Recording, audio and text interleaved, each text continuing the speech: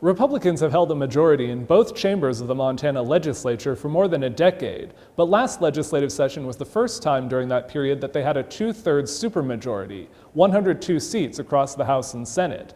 But members of both parties believe Democrats may pick up enough seats this year to break that supermajority.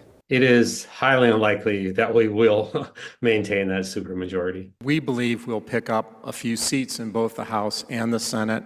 Republicans currently hold 34 seats in the Senate to Democrats' 16. Half of each party's seats will be up for election this year. All 100 members of the House will also be chosen this year. Republicans currently have 68 seats, and Democrats have 32. Senator Greg Hertz of Polson has chaired the Montana Republican Legislative Campaign Committee for 3 election cycles. He believes Montana voters are still behind what Republicans have done in the legislature. Our majorities, the people of Montana, strongly support Republican policies. They're showing that at the ballot box. But Hertz says he does expect Republicans to lose seats based on the latest legislative district lines. Every 10 years after the census shows Montana's updated population, a commission redraws the districts. Republicans complained about the new map, calling it gerrymandered, but Democrats said it would bring the number of seats closer to the statewide proportion of votes each party receives. Senate Minority Leader Pat Flowers, a Democrat from Belgrade, said he believes even a small swing would make a big difference for his caucus's priorities.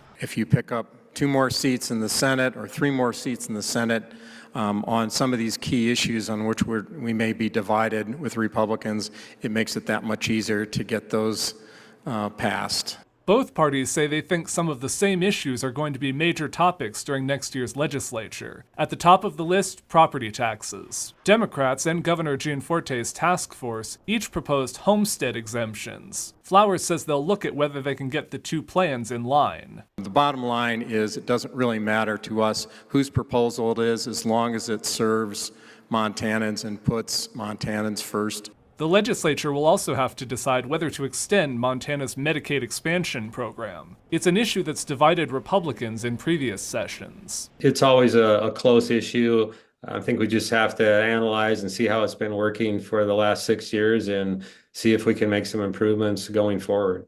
The supermajority means Republicans could override a governor's veto without any Democratic votes, or propose a constitutional amendment to go before voters on their own. But neither of those situations ended up happening during the last session.